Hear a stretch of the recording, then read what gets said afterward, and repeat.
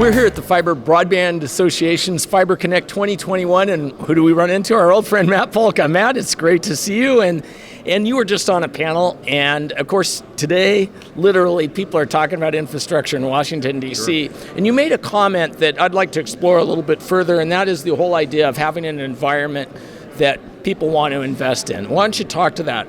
First, great to see you again, Ken. It's been over a year, so great to be back.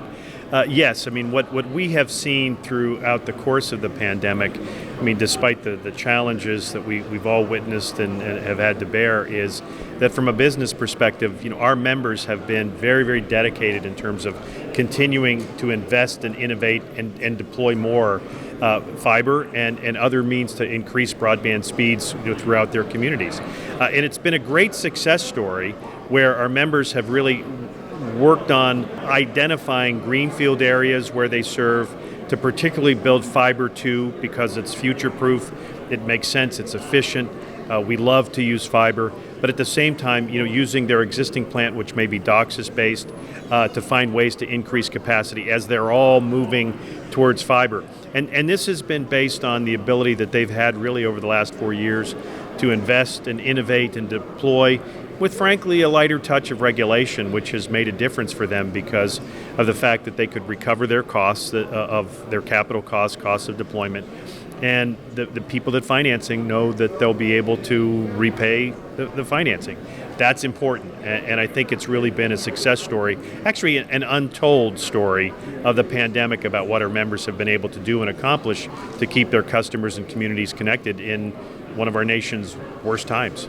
And it wasn't easy. I mean, we saw people putting out Wi-Fi hotspots, figuring out different ways to get into the home. I love that about our members from ACA Connects. They are just so innovative, whether it's bringing fiber to a school bus in a parking lot that was already rigged for Wi-Fi, to create, you know, a Wi-Fi hotspot throughout the community in the earliest days of the pandemic, you know, helping customers to be able to afford service.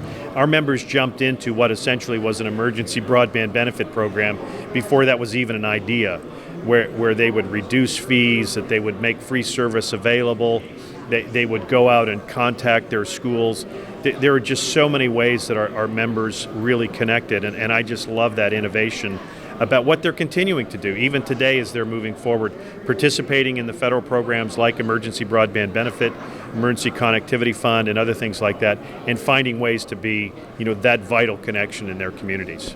Well, yeah, about 6 months ago when the program was just getting started, really before getting started, Brian Hurley and I did an interview about that, and his has over 550 views, and what's amazing about it is I think a lot of those views are from people who need help with that program because they made comments under the video. It is amazing. One of the statistics that we found in doing a report on broadband priorities and where money can be spent is that 30 million people in our country today don't have access to broadband, or they can't afford it, rather. And that's for a couple of reasons. One, they literally can't afford it. So that means the connection, monthly connection, or equipment, you know, whether it's a computer or a laptop, you name it. And the other reason is they just don't understand the benefit of why it's so important to have broadband. So addressing that need is important. And as people have a greater understanding through the Emergency Broadband Benefit Program, through our communications, through your communications, people are finding that there are ways that they can actually get connected, and once they do, it's life-changing. It's a real challenge. I mean, one of the things in the panel that was just mentioned is the potential for rate setting, right? How do you help people without also then, you know, creating other issues? It is a concern. I mean, we're here at Fiber Connect 21. We have our independent show coming up in early October. Shows are starting to happen within the industry where there's a lot of optimism because of what we've been able to accomplish, we as broadband providers, over the last 18 months through the pandemic, and what's ahead and what more we can provide. But that's all based on an ability to build and deploy and recover your costs in a rate-setting environment, whether it's through a return to Title II net neutrality or some other mechanism through a reconciliation bill or whatever. That really puts it all at risk if rates are regulated in such a way that the costs that are required to deploy and to provide more can't be recovered. We saw that in the early stages of 2015 when Title II was actually implemented. And actually the rate regulation provisions were actually never implemented at that time.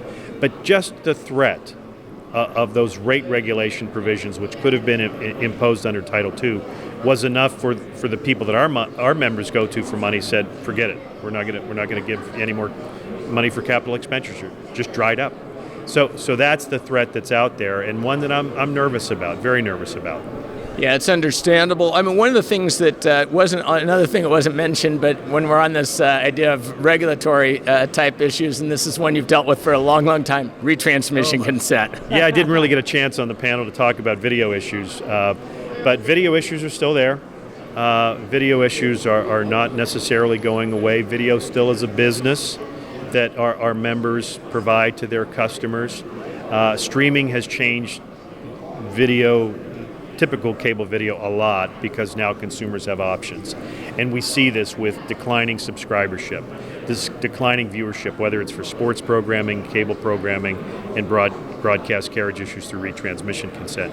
We've been able to help our members a lot through legislation in Congress a year or so ago that helped our members buying cooperative at the National Cable Television Cooperative have more rights in terms of negotiating with larger broadcast groups, the big ones, which takes a lot off the plate of our members. Rates aren't necessarily going down, so there's still that headache, but at least they don't have to negotiate with some of these biggest deals.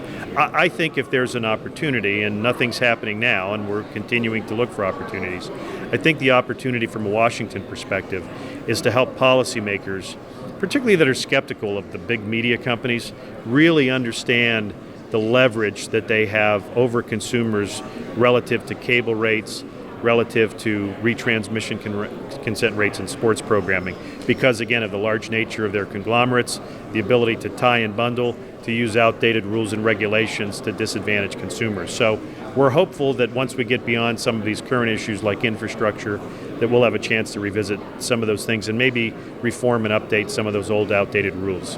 Well, I'm sure those will be topics of conversation in Minneapolis as well. Always, so, always, Matt, for sure. I look forward to seeing you there. You bet. Thanks, It's great Ken. Nice to catching see you. up. Real pleasure. Thanks, bud. Thank you.